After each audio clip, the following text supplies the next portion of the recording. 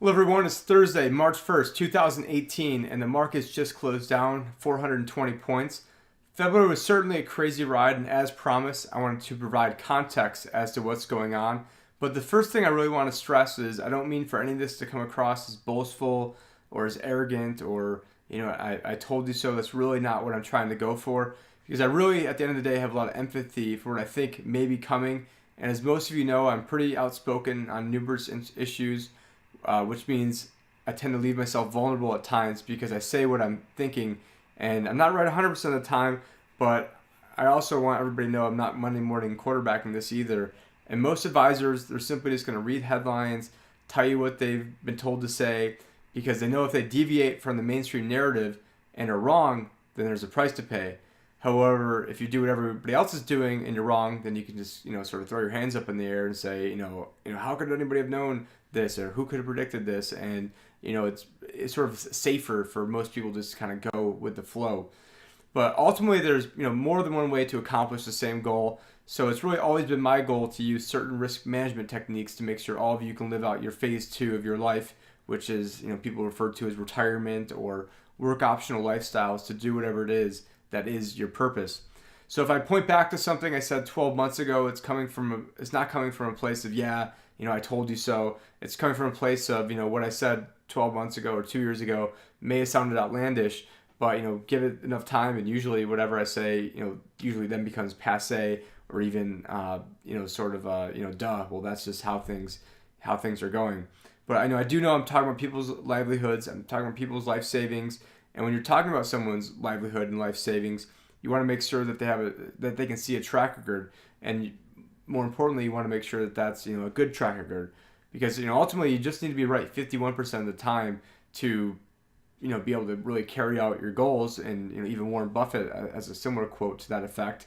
But I'm hoping that the percentage is much higher than 51, and it's so that way you all can have better futures, better livelihoods because of it. It's not just prove that I'm right. I don't care about being right. I care about you.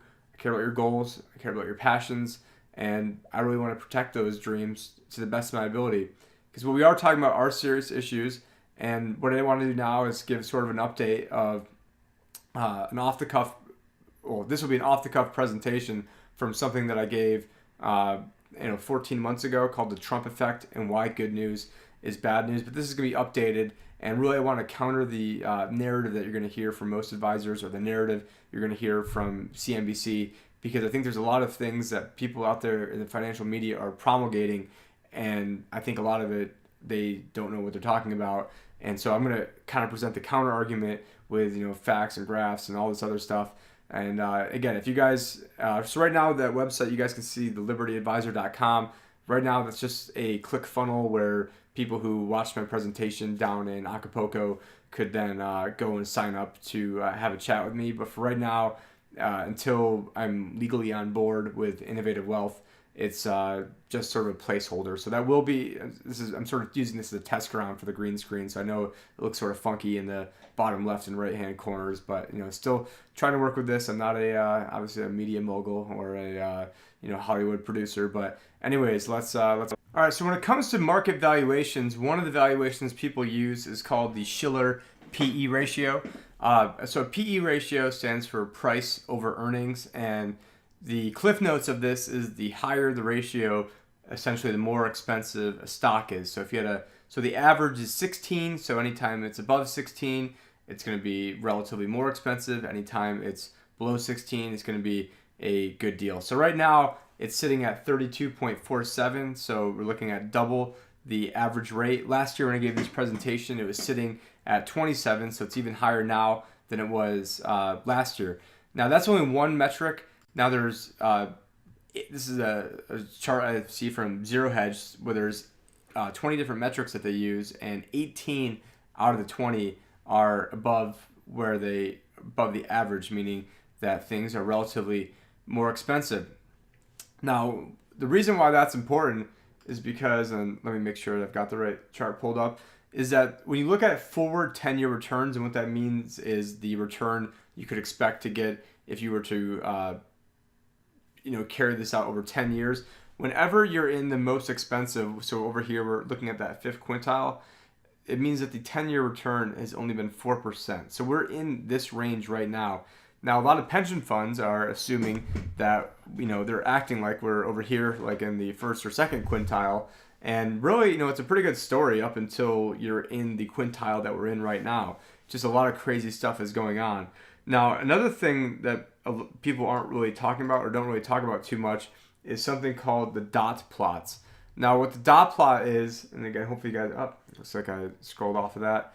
So what the dot plots are is the Federal Reserve governors are estimating where they think the federal funds rate, so that's the rate that the banks charge to lend each other overnight, where they think that rate is going to be.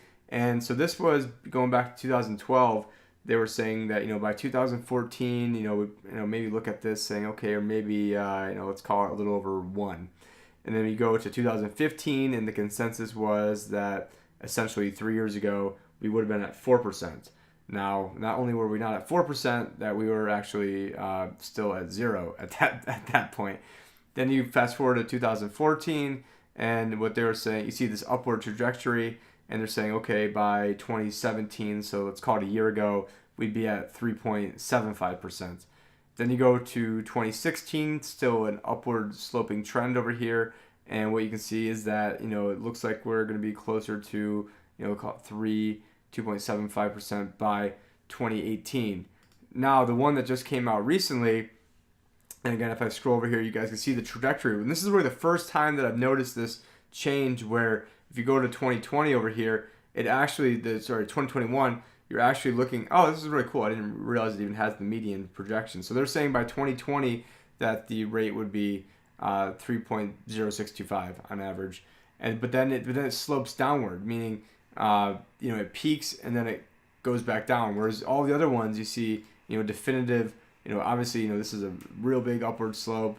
Obviously an upward slope there, upward slope here. But now the new one, it's showing there's not an upward slope. And so one thing that I've been saying all along, and again, this is not to say, look at me, I've been saying this all along. This is to show that, I do know what I'm talking about. And my entire thesis this entire time has really been that, I'm not sure, I'm going to see if we can get myself back on the screen over here. The thesis that I've had the entire time was, when rates start going up, that is the actual very bad news that people should be fearing, because we have $20 trillion in debt, which doesn't include Social Security or Medicare, which is a larger obligation than Social Security, believe it or not. And the interest on the debt would be so high because that's just the Fed funds rate is the rate the banks charge to lend money to each other overnight. That's not the rate that the government borrows money at. The government, when the rate was 0 to 0.25, was actually borrowing money closer to like 2 or 3%. So if the rate was actually 3 or 4%, as they suggested, it would be a few years ago, that they said it would be by 2015 by now, 3 years ago. If the rate was 4%, that means the government probably had to borrow at 7. So what, you're talking, well over $1 trillion a year in interest, which then that interest then starts compounding on itself. And, really it's a game over scenario at that point. So this is something where, I remember when I, first moved to Arizona, I wrote one of you guys an email, and probably a few of you, we've had these conversations about, and the email said, hey, the Fed's in a rock and a hard place. It's of their own choosing, but, there's really no way out of the situation. So they sort of have to fake it until they make it. Now, one thing that's been going on, and I'm going to, I'll try to find this while I've got you guys here, is the Federal Reserve. I'm fearing that they're really starting to lose control of the interest rate situation. So you're seeing, the 10-year Treasury shooting up quite a bit. It's getting close to 3%. So I mean, just like a year ago, I think it was. And again, we went off the cuff here. I think it was like 1.62 or very, very low. So you've almost seen it double. Well, we being the Federal Reserve has only rolled off a very, very small amount of bonds from its balance sheet. So what they've been doing the past several years is they've been buying bonds and buying their own bonds because nobody else would buy them. Now, what they've said they're going to do is that they're going to actually start selling off their balance sheet. Now, of course, I've got this figure pulled up on my other computer sitting here, but they have only been able to roll off. Let me find the exact number. They've only been able to roll off somewhere to the tune of, just a second here. $48 billion. And so they have 4.4 trillion that they need to roll off. They've rolled off 48 billion, and that has set the market into absolute turmoil. So that's like you're 500 pounds and you lost 5 pounds. So now you're sitting at 495 and you're like, oh man, like I can never do this. This is the end. I need to go back to, Twinkies and, sitting on the couch that, this 5 pounds is just crazy. Because 5 pounds, that would be 1%. And, 48 billion out of 4.4 trillion is about 1%. And, hey guys, we got another 99% to go. And the easy part should be the first 1%. That's the easy part.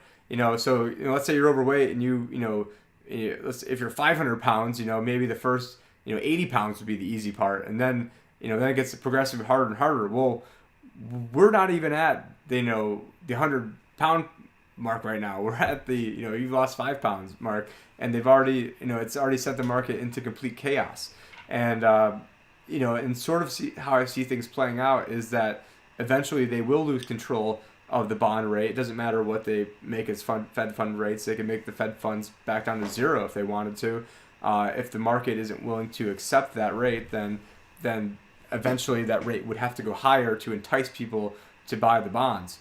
Now, what I think may be happening, again, this is all hypothetical and no guarantees on any of this, but I think eventually they're going to lose control of the interest rate situation, and then that's going to create a calamity in the stock market.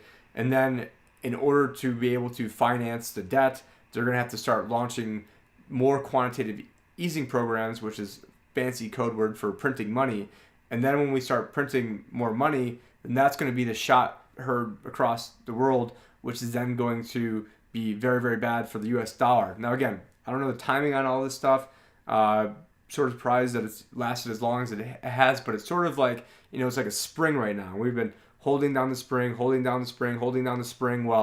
you hold it down long enough, it's going to explode even higher. And that's really how I see things sort of shaking out. Again, since I'm not technically licensed for the next 3 weeks, I can't, advise on how to play this or recommend it. But I just want to let you know that your advisor is thinking about this. And I'm not really worried. I'm not, I know that, all this could happen tomorrow, and I could still go outside and put on a pair of running shoes or go ride my bike, and sun's still going to be shining, and you guys will still have your families, and hopefully we'll be even in a better situation because, I hope to ultimately be profiting off all this. And again, I'm not excited for it to happen. I have a lot of empathy for, what's going to happen for a lot of people. But, I think that ultimately this is where a lot of money is to be made. So, I think this is a story that's not really echoed very much in the mainstream. And a lot of people think that things are going really well. Well, if things are going really well, you wouldn't have a Fed funds rate. You'd have a Fed funds rate that'd be closer to 4 or 5% by now. And another part of my theory that I've had all along is that, and why I called the presentation why good news is bad news in relation to Donald Trump, is because ultimately, if there is all this good news, well, then the Federal Reserve doesn't have cover to not raise rates.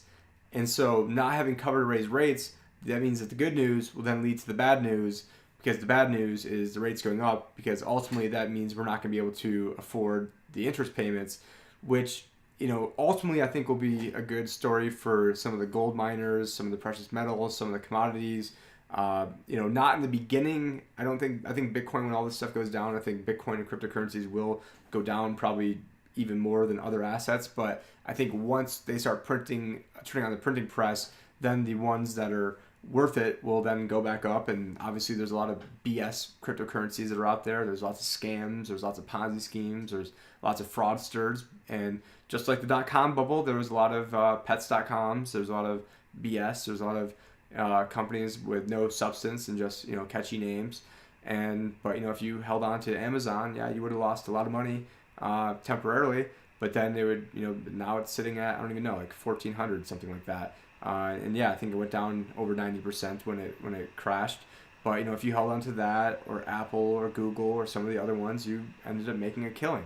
It's just for those of you who are close to retirement, we just need to make sure that we've got you in a position where you're not going to have to draw down on those assets, and we're going to be able to give them time to recover. One of the websites I made was called Sequence of Return risk.com, where it basically lays this scenario out. Because I do see a lot of this happening. I don't think that I'm the crazy one. I think a lot of people who were echoing some of these sentiments, maybe they didn't know exactly what I'm saying, but they had a bad overall feel of what was going on. And a lot of those people have capitulated. A lot of those people have, thrown in the towel. They're, full hog, into the stock market, believing the mainstream media narrative on this. And I think those of you who are, patient and who trust me and who are going to play this out, the right way, or what I deem to be the right way, I think we're going to be, better for it. That's what. So I'm not worried. I'm not, I used to be very, very stressed out about this, but what's going to happen is going to happen, and so I'm not worried about things I can't control. It's just that depending on how this shakes out, we might need to zig, or if it shakes out another way, we might need to zag. And I've got plans in place on how to zig and how to zag. And that's just one thing I want to let people know. And again, it's not coming from a place of arrogance, not coming from a place of, see, look how smart I am, I told you so. It's coming from a place of, I care about you guys and want to make sure that we help protect your retirement. What I want to do now is I wanted to go over some different stats, in really no particular order, to really kind of paint the picture of what I think is going on and trying to get, okay. So here what we're looking at is central bank asset purchases. And so really if everything was going great, why would all the central banks around the world, and this is actually just showing the Federal Reserve, the European Central Bank, and the Bank of Japan, how much their assets has increased. And what's actually sort of stunning is if you go down to this chart over here, is in the red line we have the S&P 500, and in the blue we have those three central banks. And you see that they pretty closely mirror one another. And really one of my big concerns all along has been, well, if things are going so great, then why are all these programs going on? Well, one thing that's very important to note is that, really over the next, 12 to 18 months, we're going to go from a point in time where we were having close to $2 trillion per year injected into the worldwide economy. And again, that can then be levered up another 10 times because of fractional reserve banking. So it's more like 20 trillion is what the effect is, to close to zero. And actually, it's a little bit even worse than that, because now not only are we talking about not buying bonds anymore, we're actually also talking about then having to sell bonds. So the Federal Reserve right now is already in the act of selling bonds, which again, we've only seen a tiny, 1% roll off, and that's when we've seen all hell start breaking loose. And now every quarter, the Federal Reserve is going to start selling more and more bonds. At the same time, and again, I didn't even really prep for this right here, but at the same time, Trump, I think they're projecting close to $1 trillion deficit this year. We just had a trade deficit last month of about $53 billion, which was almost, at like the height, I think, of the Great Recession. I think it was like 60 billion-ish. So we're not too far off from where we're at the height of the recession in terms of in terms of that metric. Now, another thing I wanted to go, and I'm trying to flip screens over here, is we're taking a look at central bank asset purchases. This is the Swiss National Bank, so they weren't even included in that. So the Swiss own, let's see, Apple. They've got $3 billion in Apple, $2.5 billion in Microsoft, $2.2 billion in Amazon, Facebook. So these are called, the FANG stocks, Facebook, Apple. I guess I don't see Netflix on here. But, you've got the Swiss Central Bank owns, I saw one metric that said they own $40,000 per family of 4 of U.S. stocks. And then I met a guy from Switzerland who's like, no, you're actually wrong. That was an old number. It's actually 80,000. So, okay, whether it's 40,000 or 80,000, they're all ridiculous numbers to me. And then you've got the Bank of Japan. They own 75% of the Japanese ETFs. One of the largest holdings is the Bank of Japan. So again, that is actual fascism going on, where you have the central banks printing money out of thin air and then buying up private corporations. Now, where this is also seen is the European Central Bank. This is a chart where it shows, again, this is about 6 months old, where it shows the credit spreads going down, meaning it's cheaper for the European companies to start issuing debt. Well, the reason why it's cheaper is because the central bank is the one that's buying the debt.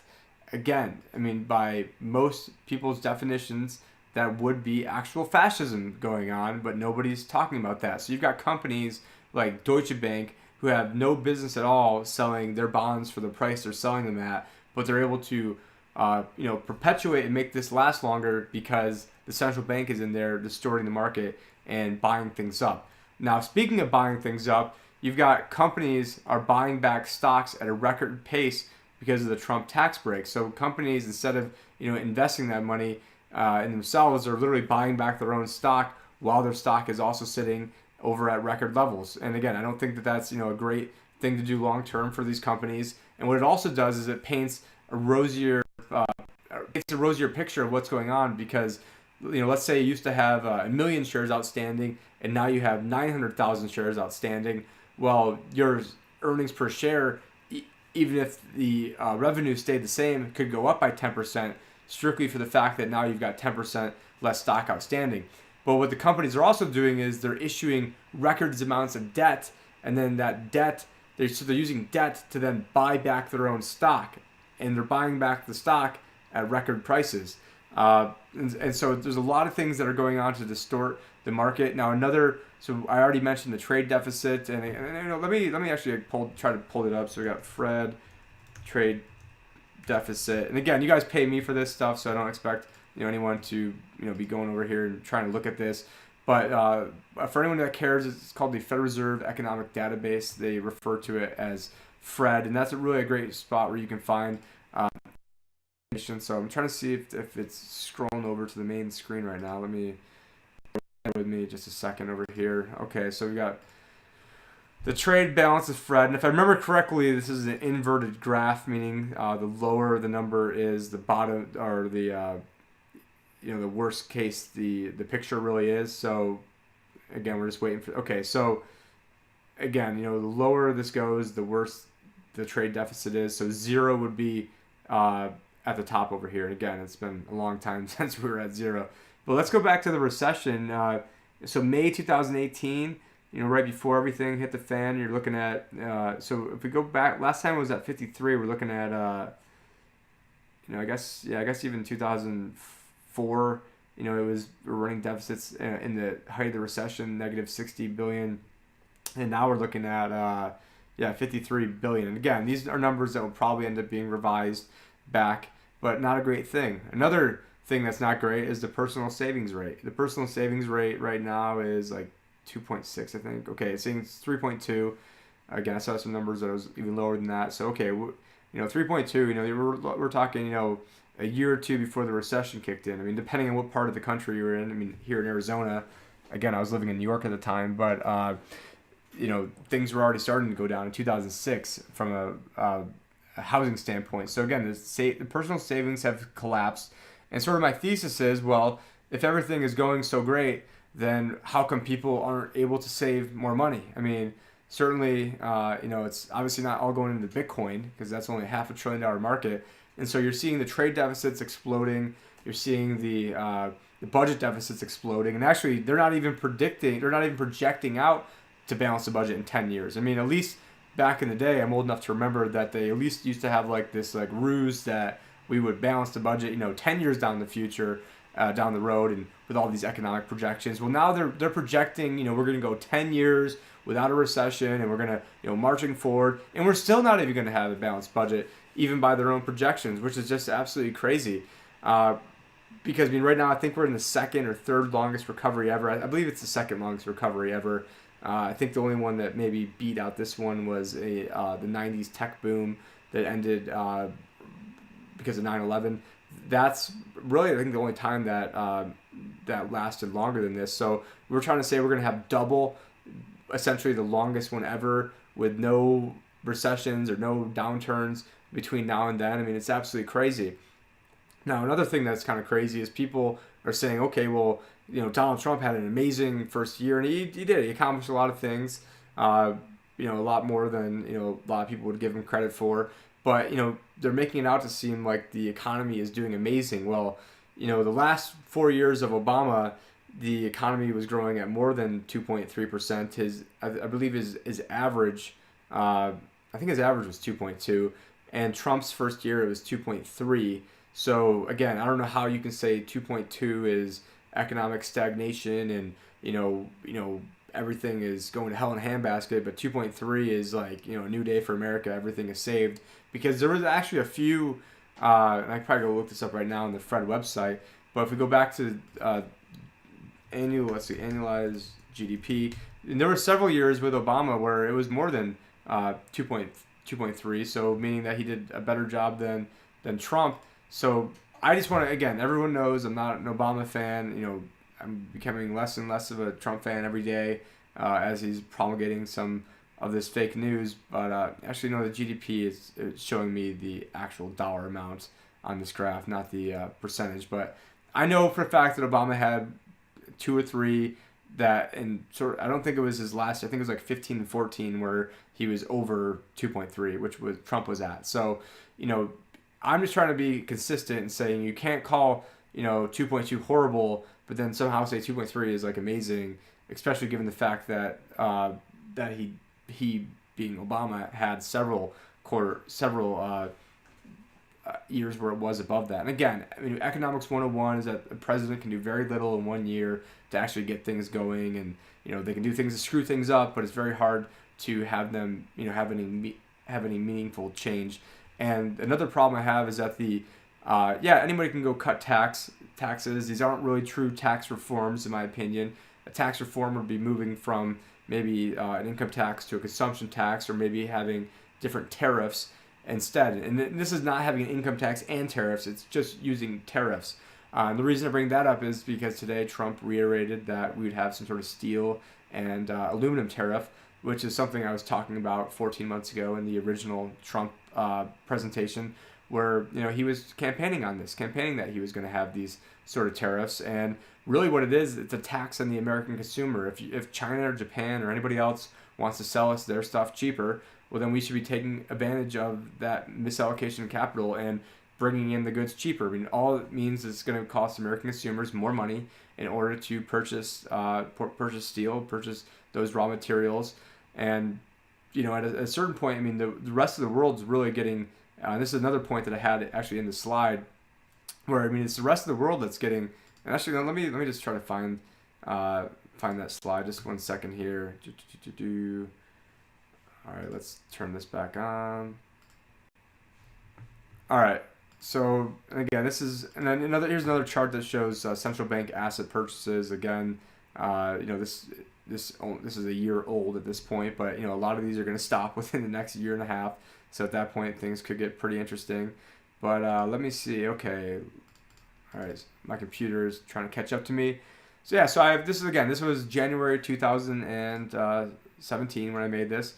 I'm saying tax reform is much needed, but it will not be easy to pass. Again, I don't think what Trump just passed, I would not call that tax reform. He did nothing to cut the budget. Government's going to expand this year. Government's going to get bigger this year. The revenues probably aren't going to go up to as much as the deficit to counteract that. And I'm also saying, people are putting way too much faith that the GOP will all of a sudden just go pass all of his proposals. Again, the GOP are the swamp. A lot of them would have rather had Hillary in there. A lot of them are swamp creatures. And I mentioned healthcare reform should help consumers, but it's going to take a while to be implemented. Well, we just saw that, basically hardly anything has been done on that front. The market went up trillions of dollars off of hopes of an infrastructure play, but they said, again, that's going to be $1 trillion over 10 years. And here's where I mentioned potential trade wars and currency wars. Again, that's from 14 years ago, and I'm not sure why my computer keeps flipping off of that. But right now I talked about, the U.S. benefits by we're able to exchange our debt. So, we have other countries buy our debt. In exchange, we get actual goods. So, who's getting the raw end of this deal? If you actually think about it, it's the other countries that are the ones that are getting the bad end of this deal, because it's the other countries that are actually giving us real goods, and we're giving them pictures of paper with dead people printed on it saying, trust us, we're going to pay you back. And we're going to pay them back, but it's going to be with devalued dollars. And that's the name of the game. I see, that being the case as basically as clear as day. And again, I do think that this is going to play out. There's a certain way that this is ultimately going to play out. And it's really the bond market that people need to, be paying attention to. But in the long run, in the short run, I think the stock market or the bond market will be the better place to go to play this in a short-term perspective. longer term perspective, I think that would be the worst place to go. That would be the worst place to keep. Your money will be in cash long term. Again, multiple different ways to play this out. And one of the examples I like to use, and I'm not looking at a chart right now or anything, but if you were a German citizen in 1900, you had the Goldmark, Renmark, Reichsmark, Deutschmark, and if you had $100 sitting in Goldmark, well, you were probably paid back a few cents on the dollar when it got converted to Renmark, then a few cents on the dollar converted to Reichsmark, and then a few cents on the dollar converted to Deutschmark. But if you're holding on to Mercedes-Benz stock, or and you had 100 shares priced in Goldmark, well then now you had, maybe because of dividends and capital gains, maybe now you had 102 shares priced in Renmark and maybe 103 shares priced in Reichsmark, but you held on to your purchasing power. So that is my bullish case for the stock market, is that things are going to get so bad, they're going to print so much money that it's going to make the market go up, not because companies are doing great, not because we made America great again, but because we started the printing presses again. And that's also my long-term bullish case for some of these cryptocurrencies, because in the future, and to some extent already, all cash already is digital. And do you want cash that's tracked, traced, surveilled, controlled by the government, you're dissenting from them, and now they can turn you off? Or do you want one that's decentralized, there's no figurehead to go from, like, yeah, they can come after me, they can come after you, they can pick a few people off here and there, but what they can't do is they can't go after everybody. There's no figurehead to go after. You literally have to shut down the internet, you have to shut down the entire electrical grid in order to, but if they do that, then we've got much bigger problems to worry about than and then your cash would also be affected, because that's digital as well. So unless you're holding on to gold bars, or, and probably not gold bars, probably some silver, I think they call it like junk silver, the pre-1964 silver rounds, you're going to use that for barter, but unless you've got a system like that, you've got much bigger problems to worry about. Again, I don't really put anything past these people, but I see we're in a situation where the noose is getting tighter and tighter and tighter around her neck. A lot of people just want to focus on all the things that are going on positive, and what I'm really trying to do is take a look at, everyone's looking at like the micro of, what's going on this second, what did this person say, what did that person say, what did the new Fed chair, Jerome Powell, what did he say? And ultimately, I don't care what any of these people say, because I know what the market's ultimately going to say, and so on a minute-by-minute basis, I don't really care, because I already know what's baked into this cake. I have a good idea of how this is going to play out, and that's really my job, is to make sure that I can help you guys through all this. So for my clients that are watching this, I also want to reiterate that I just sent out a link for eMoney. So that is the non-proprietary version of Wealth Vision, or I guess a better way of saying that, Wealth Vision was a proprietary version of eMoney, and so that would be a way. And so don't go in there and get all alarmed that that the screen's blank right now. Your money's not gone. What you have to do is you have to go in, click Add Account. You can go to just type in LPL, and then type in your credentials for my account view online.com, and then that will bring in your LPL account. Because again, I don't have access to that right now, so I can't even turn that on.